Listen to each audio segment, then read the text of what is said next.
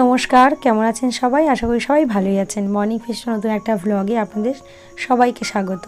আজ হলো সরস্বতী পূজার দ্বিতীয় দিন আর আজকে হলো ষষ্ঠী। তো পঞ্চমী তিথিতে মায়ের পুজো হয়ে গেছে, আজকে ষষ্ঠীর দিন। তাই আমরা উপোস রেখেছি, আমি আর মা। ঠাকুরকে পুজো দিয়ে নিয়েই খাবো, তাই সকালে কাজকর্ম সেরে সোজা চলে এসেছি ঠাকুর ঘরে। তো ঠাকুরকে একটু পুজো দিয়ে নিচ্ছি, আর বিশেষ কিছুই না, একটু বাতাসা আর একটু দই চিড়ে দিয়ে ঠাকুরকে পুজো দিয়ে নেব। তো ছোটোবেলায় যখন পাড়াতে দধিকর্মা হয় ওটা খেতে আমার খুবই ভালো লাগতো, আর আমি খেতামও খুব। আর সকাল থেকে প্রায় না খেয়েই থাকতাম কখন পুজো হবে আর দধিকর্মাটা বেশ পেট ভরে খাবো।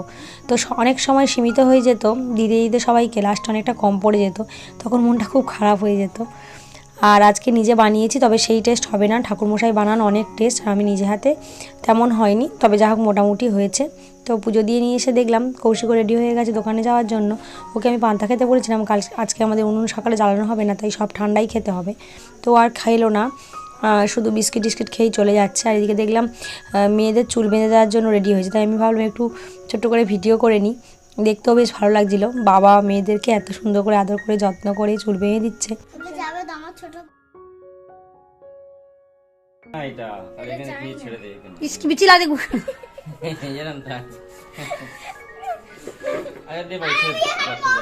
তো চুল বাঁধা হয়ে যেতে সোনা মেয়ে ছুটে চলে গেল, দুই বোনেই খেলা করছে। আর দুশো তো এমনিই পড়তে যায় না, তারপর জিজ্ঞেস করছিল আমার কদিন ছুটি, আর বই তো ঠাকুরের কাছে দেওয়া আছে, তার ওদের এখন বেশ কয়েকদিনের ছুটি।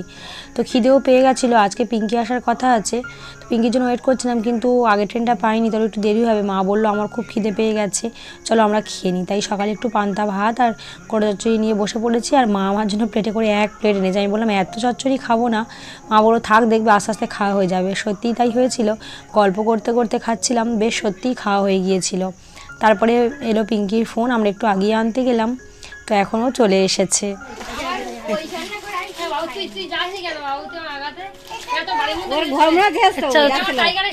ও বাবা, টাইগার নাও, টাইগার নাও, সুন্দর কালারটা কি দারুণ রে। হ্যাঁ আচ্ছা ঠিক আছে, বাহ, আমি ফল সেলাই করে দিয়ে পারি।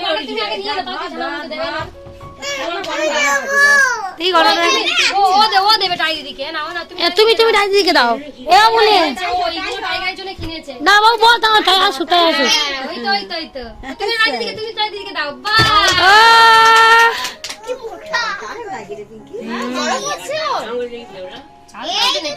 স্টোল না, দারুণ।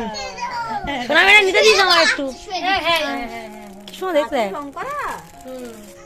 দুশোর জন্য খুব সুন্দর চুড়ি এনেছে, আর যেটা এনেছিল এই চাদরটা মায়ের জন্য সুন্দর একটা চাদর কিনে এনেছে, কালোর ওপরে এরকম সুন্দর করে ডিজাইন করা, কিছুটা শালের আদলে, দেখতে খুবই সুন্দর। আর আমার আর দিদির জন্য এনেছিল এই দুটো, বলেছিল দুজনকে যেটা হোক একটা পছন্দ করে নিতে। তো এটা ছিল, এটাও শালের মতো কাপড়, আর চাদরটা খুব সুন্দর দেখতে। আর স্টোল আবার চাদর দুরকমভাবে ইউজ করা যায়, বিয়ে বাড়িতে নিয়ে যাওয়ার জন্য একেবারে উপযুক্ত। তো সোনামে এটা পছন্দ হয়েছে বলে এটা নিল আমার জন্য, আর এটাও খুবই সুন্দর, খুবই সফিস্টিকেট। তো এটা দিদির জন্য রাখা হলো। এর এই পাড়ের কাজটাও খুব সুন্দর, আমার তো দারুণ পছন্দ হয়েছিল। দুটো চাদরই খুব সুন্দর, যেটা হোক হলেই হবে, তবে এটা দিদির জন্য রাখা হলো, আর আগেরটা আমি নিলাম। তো এই যে চাদর পছন্দ চলছিল, পিঙ্কি আমার জন্য আরও একটা চাদর এনেছিল ব্ল্যাক কালারের, যেটা একটু আগে দেখালাম। এটা কার জন্য কিনেছো? এটা কার জন্য কিনেছো? এটা কার জন্য কিনেছো তুমি? এই দেখো শোনো, এটা কার জন্য কিনেছো? তিন্নি দিদির না কার শোনা, আমি তো বলো আমার জন্য কিনেছো, তো ওই জন্য করে। এটা তুমি কার জন্য বলো, কেউ মন খারাপ করবে না, কার জন্যে? হ্যাঁ, তো হলুদ কালার যে ছোটো প্যান্টটা দেখলেন, ওটা কাজু পছন্দ করেছে তার টাই দিদির জন্য। তো পিঙ্কি যখন বেড়াতে গিয়েছিল কিছুদিন আগে, তো তার আগে ওরা শপিং করতে গিয়েছিল, তো সেখানটায় একটা ছোটো প্যান্ট নিয়ে ঘুরছিল, আর বলছিল ফুল প্যান্টই যে এটা নেবে। তো ওরা ভাবলো যে নিজের জন্য বোধহয় পছন্দ করছে, প্রথমে তোরা গুরুত্ব দেয়নি, তারপর বললো টাই দিদির জন্য পছন্দ করেছে। আর এখন নিয়েও এসে দিয়েছে টাই দিদিকে, আর এখন দুই বোন মিলে খেলা করছে, আইলাইনার পরাচ্ছে, লিপস্টিক পরাচ্ছে, টাই দিদিকে সাজিয়ে দিচ্ছে, কত মজা করে দুজনে খেলছে। তো আবার দুপুরে আমরা একটু খাওয়া দাওয়া করলাম, গল্প গুজব করলাম, এই করতে করতে সন্ধে হয়ে গেছে।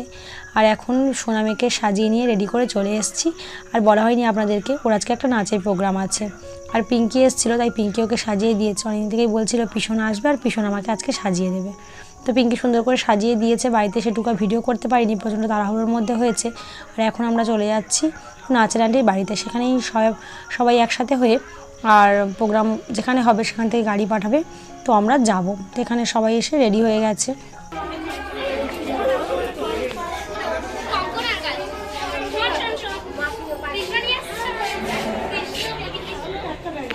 তো আমাদেরকে খুব একটা ওয়েট করতে হয়নি, আমি আর সোনামি সবার শেষে পৌঁছেছি, আমরাই ছিলাম লাস্ট। আগে থেকে অনেকে চলে এসেছিল সবাই, তারপর অটো দিয়ে দিয়েছিল আর আমরা এখন চলে এসেছি ওই যেখানে প্রোগ্রাম হবে সেখানে। সাজগোজ চলছে এখানে, সবাই ঠিকঠাক করে দিচ্ছে, কারণ অনেক বিকেল থেকে সাজগোজ চলছিল, একটু সব ঠিকঠাক করে নেওয়া হলো।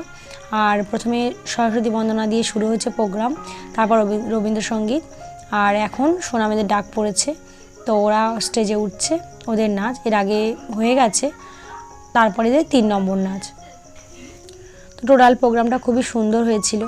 সব থেকে যেটা মজার, এখানকার এই ক্লাবটার নাম বাজনাপাড়া, ক্লাবের নাম বাজনাপাড়া। প্রথমে ভাবলাম যে বাজনাপাড়া এটা কোনো নাম হলো, তারপরে এসে শুনলাম যে ক্লাবেরই নাম বাজনাপাড়া। যাই হোক, সন্ধ্যেটা খুব সুন্দরভাবেই কাটলো, সাজগোজ আর এত সুন্দর আলো, গান, নানা রকম গান। প্রথমে শুরু হয়েছিল সরস্বতী বন্দনা, তারপর রবীন্দ্রসঙ্গীত, এই দিয়েই চলছিল। সব সুন্দর করে সেজেছিল, সুন্দর করে নাচ করছিল, ভীষণ ভালো লাগছিল। তো গানের মিউজিকটা দিতে পারলে খুবই ভালো লাগতো, কিন্তু সেটা আর দেওয়া হয়নি।